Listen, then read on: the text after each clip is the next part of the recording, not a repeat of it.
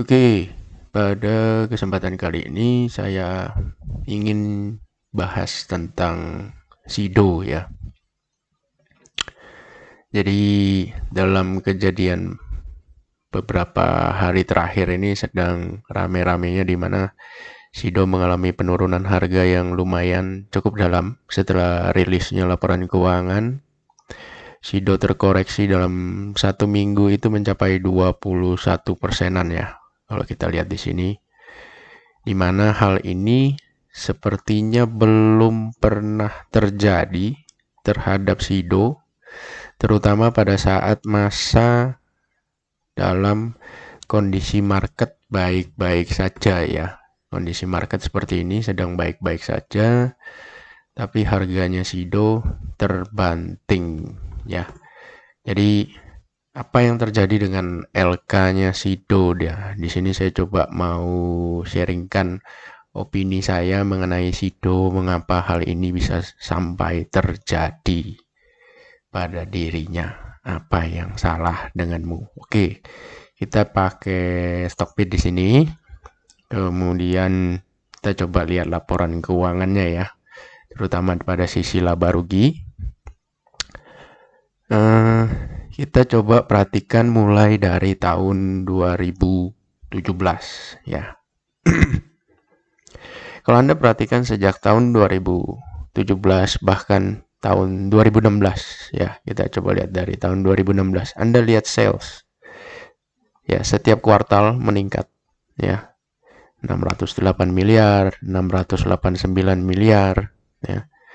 Terus kuartal 3 turun ya, tapi Anda lihat ini juga terjadi ya, di mana kuartal 3 turun, sales berbanding kuartal 2, terus laba bersihnya juga turun ya di tahun 2016 kuartal 3 ya, dari 140 miliar menjadi 87 miliar kuartal 3 2016. Kita lihat apa yang terjadi pada Sido di 2016 ya, pada kuartal ketiga. Kita coba lihat di sini. Nah, Sido kuartal ketiga gerakannya di situ-situ saja ya. Anda bisa lihat harga turun juga nih ya.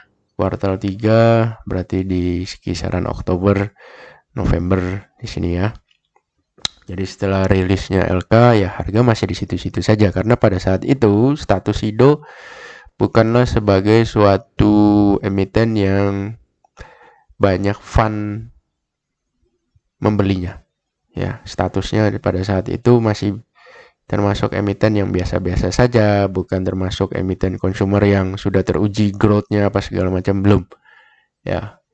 Lalu kita lihat 2017, di mana 2017 sales meningkat kuartal to kuartal ya. Jadi kuartal 1 ke kuartal 2 Q on Q. Kuartal 3 meningkat, kuartal 4 meningkat ya 2017. Dan seiring dengan laba bersihnya 128 turun ke 117, ini bukan penurunan yang luar biasa, biasa saja ya. 117 rebound menjadi 135 dan kuartal keempat 153. Jadi trennya masih meningkat 2017. Terus 2018 dan 2019 kita lihat di sini sales kuartal 1 ke kuartal 2 ya. Kuartal 2-nya 653, kuartal 1 621, kuartal 3 670, kuartal 4 819. Nah, disinilah Sido mulai mendapatkan predikat bahwa ini salah satu perusahaan consumer good yang layak untuk diperhitungkan. Karena dia memiliki tren sales yang konsisten. Nah, Anda bisa lihat di tahun berikutnya, kuartal 1 714, turun sedikit di kuartal 2, kuartal 3 rebound kembali, kuartal 4 naik kencang 2019. Ya. Dan juga tercermin dari laba bersihnya. Ya. Jadi kalau kita lihat di sini sih kuartal 2 tendensinya selalu turun ya. Anda bisa lihat di sini kuartal 2 2018 berbanding kuartal 1, kuartal 2-nya lebih sedikit. Kuartal 2 123 miliar, kuartal 1 169. 2019 juga demikian. Kuartal 1 209 miliar, kuartal 2 165 miliar. Tapi penurunan laba bersih pada kuartal 2 ini tidak disertai dengan penurunan sales yang signifikan, tidak. Jadi 714 ke 696 ini ya kurang lebih mungkin 2%-an lah ya turunnya, seperti itu. Oke. Nah, di 2020 kita lihat 2020 itu adalah masa pandemi, ya dimana semua emiten itu berlomba-lomba menunjukkan kinerja yang buruk pada laporan keuangan. Tapi tidak demikian dengan Sido. Anda bisa lihat sales hanya turun sedikit pada kuartal 2 2020 berbanding kuartal 1 2020. Ya, 731, 729. Bahkan kuartal 3 malah meningkat. Kuartal 4 heboh ya, naik banyak. Jadi Anda bisa lihat di sinilah pada tahun 2020 Sido justru kalau Anda perhatikan di sini sempat turun, namun nah Anda lihat dia merupakan salah satu saham yang reboundnya cukup kencang, cukup cepat, dan break all time high. Ya, break all time high. Sini. Sido.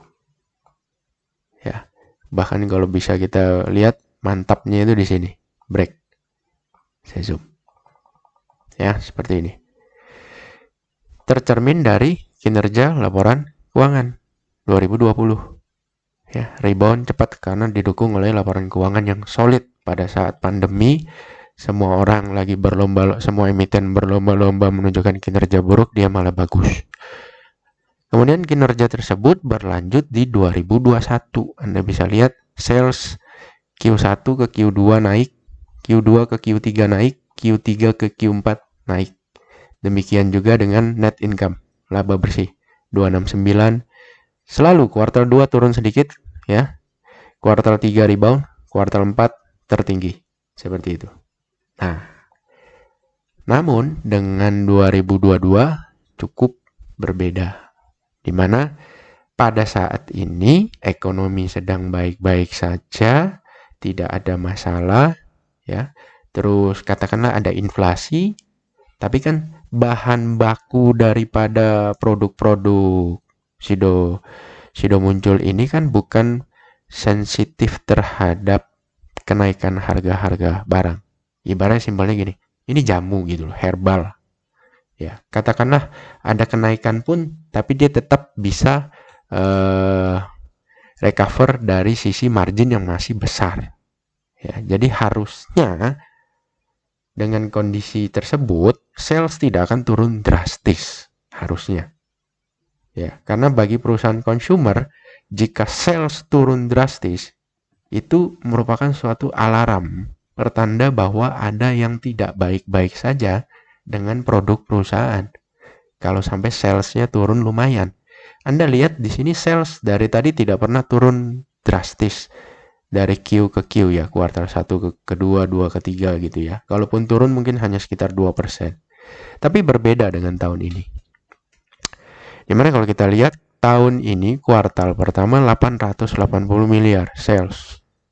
Kuartal 2 732 miliar. Jadi ini bisa dibilang turun hampir 20% sales. Ya. Maka net income-nya pun terbanting. Kuartal 1 295 miliar, kuartal 2 hampir separuh hilang. Hanya 151 miliar. Jadi ini merupakan alarm, pertanda bahwa ada yang sedang tidak baik-baik saja, entah itu produk atau manajemen. Karena produknya sendiri harusnya tidak terlalu berdampak dengan kenaikan harga-harga barang komoditas belakangan ini. Ini jamu gitu loh, herbal. Ya. Beda dengan rokok. Rokok itu benar-benar ditekan habis-habisan oleh pemerintah dengan cukainya selalu naik dalam 7 tahun terakhir ini.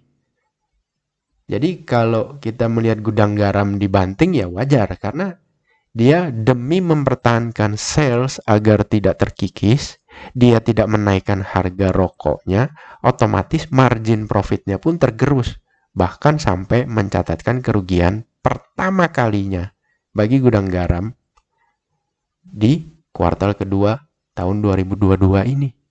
Nah, berbeda dengan jamu, di mana pemerintah tidak campur tangan terlalu masif, tidak adanya pembatasan kenaikan harga, tidak adanya cukai, tidak ada apa segala macam, tidak ada beban yang diberikan oleh pemerintah terhadap produk jamu. Nggak ada. Kenaikan harga inflasi pun, komoditas yang naik begitu banyak juga tidak mempengaruhi. Jadi kenapa sel sampai turun 20%? Itu suatu pertanyaan yang ibaratnya banyak ditanyakan oleh orang-orang. Why? Satu-satunya jawaban mungkin Sido kembali ke sales normalnya, di mana COVID sudah bisa dibilang masa gentingnya udah lewat. Jadi orang mulai melupakan untuk mengkonsumsi herbal demi mempertahankan daya tahan tubuh apa segala macam. Orang mungkin sudah mulai berkurang ke sana sehingga sales pun turun. Ya, itu satu-satunya penjelasan yang paling logis ya, tanpa membedah laporan keuangannya lebih detail. Tapi kalau kita hanya berasumsi, ya mungkin itu salah satu penyebab kenapa sales turun. Ya. Nah, sales turun sebanyak ini belum pernah terjadi sebelumnya bagi Sido. Kalau kita lihat tadi ya, 20% Q to Q. Ya, kuartal 1 ke kuartal 2. Dan kalau kita compare kuartal 2 tahun ini dengan kuartal 2 di tahun kemarin, kuartal 2 tahun kemarin itu 861 miliar, tahun ini 732. Itu sebuah penurunan juga yang signifikan.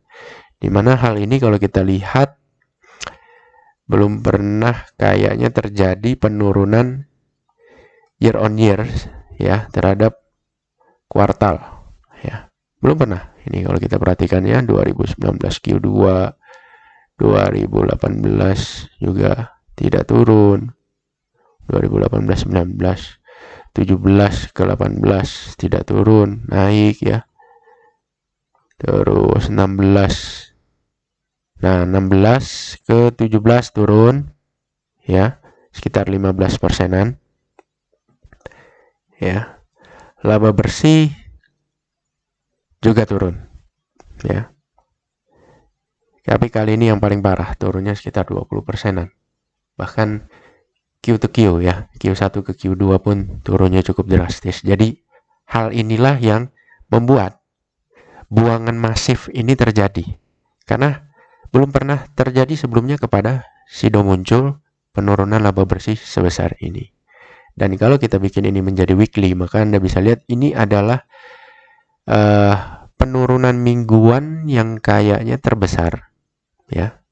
Dalam kondisi pasar normal-normal saja, kita lihat di waktu COVID ini turun berapa persen? 21% ya, seminggu. Terus sekarang turunnya 16% ya. Kalau secara persen yang COVID lebih besar, tapi Anda lihat volumenya kecil. Sedangkan kali ini turunnya hanya 16% dalam satu minggu ini, tapi volumenya adalah volume terbesar sepanjang sejarah Sido ya, bahkan sejak IPO. Jadi kalau saya bilang ini perlu diwaspadai, hati-hati. Ini merupakan tren reversal ya. Bisa saya bilang untuk 1 tahun ke depan Sido akan sulit ya. Biasanya kalau seperti ini untuk 1 tahun ke depan Sido akan sulit. Ini terjadi pada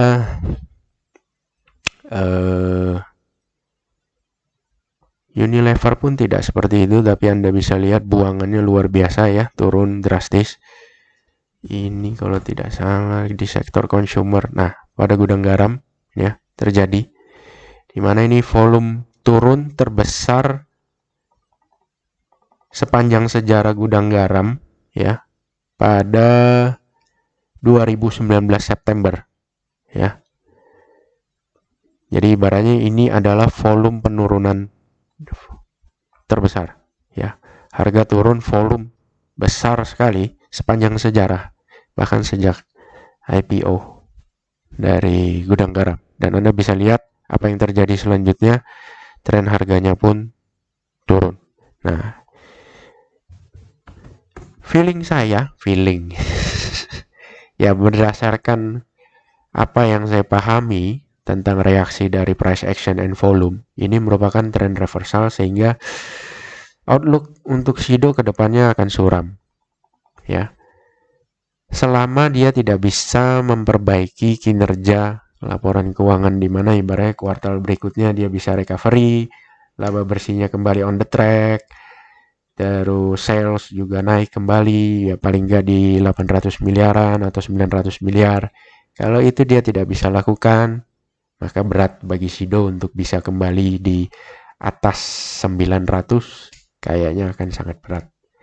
Jadi itu mungkin yang bisa saya sharingkan tentang Shido. Jadi untuk teman-teman yang masih galau ataupun bingung harus diapakan, posisi yang nyangkut mungkin, ya sebagai gambaran ya, kalau Anda tidak ingin terjadi seperti gudang garam, ya Anda sudah tahu apa yang harus dilakukan. Tapi kalau Anda tetap percaya bahwa ini adalah produk yang marginnya itu besar, ya salah satu produk yang margin laba bersihnya besar. Anda bisa lihat di sini dengan omset Q1 880 miliar, dia bisa menghasilkan laba bersih 296 miliar. Itu jarang-jarang, ya Anda bisa cek ya margin laba bersih. Jarang-jarang ada perusahaan yang punya margin laba bersih sebesar 33%. Jarang. Ya, jarang sekali. Rata-rata itu margin laba bersih itu 8%, 10% udah bagus. Ya. Ini bisa 33%, itu jarang-jarang sekali. Anda bisa compare dengan misalnya ICBP. Ya. ICBP margin laba bersihnya kita coba hitung pada saat dia lagi jaya-jayanya ya. Coba kita lihat. Jadi ya, Anda sambil belajar juga di mana. Nah, coba kita lihat di sini. Nah, contoh Q1 nih ya. Q1 lagi bagus-bagusnya juga nih. Kalau kita lihat di sini 2.765 miliar dibagi 17.189 kali 100. Margin laba bersih ICBP pun hanya 16%. Separohnya margin laba bersih Shido Muncul 33%. Jadi bisa dibilang produk daripada Shido Muncul ini luar biasa ya. Menurut saya itu sangat luar biasa karena cost-nya itu sebenarnya kecil. Biaya produksinya itu kecil sehingga dia bisa meng-create margin laba bersih 33%. Itu amazing ya. For me it's amazing ya. Nah, sayangnya kali ini Shido dalam keadaan yang tidak baik-baik saja. Sehingga kalaupun Anda menganggap ini sebagai suatu opportunity untuk buy on bottom, buy on low, ya menurut saya sih kurang tepat ya. Karena kita harus melihat dulu ini masalah sebenarnya akan berlanjut apa enggak. Kuartal berikutnya dia bisa menunjukkan perbaikan kinerja laporan keuangan atau tidak. Itu yang penting. Karena selama ini Shido harganya naik didukung oleh pertumbuhan sales dan pertumbuhan net profit yang begitu luar biasa. Setiap tahun naik. Ini kalau saya bikin jadi annual, Anda bisa lihat. Ini kalau saya bikin jadi annual, ya, laba bersih Shido itu selalu bertumbuh setiap tahun. Anda bisa lihat di sini 472 jadi 523. Ya, ini sekitar berapa ini? Sekitar 10 sampai 15%. 523 jadi 661 miliar. 20%. 661 jadi 802 miliar. 20% lebih juga. Ya. 802 jadi 930. Almost 20%. 930 jadi 1,2 T. 20%. Jadi Anda bisa lihat pertumbuhan harga Shido ini ditopang oleh net profit growth yang luar biasa. Nah, ketika asupan tersebut hilang, maka harga saat sebelum dia jatuh di harga 900-an akan dianggap sebagai harga yang mahal secara value, bukan nominal, tapi value-nya mahal nih kalau tidak didukung oleh growth lagi. Jadi itu yang perlu kita tunggu, apakah Shido bisa rebound bounce back pada laporan kinerja kuartal berikutnya, apakah dia tetap bisa memberikan growth yang paling tidak di atas 15% tahun ini terhadap tahun sebelumnya, tahun 2021. Kalau itu tidak, maka sulit bagi Sido untuk bisa melanjutkan harga kembali di atas 900-an. Itu sih kalau menurut saya, view saya seperti itu. Jadi semoga bermanfaat bagi teman-teman, terutama yang dalam kondisi nyangkut ya.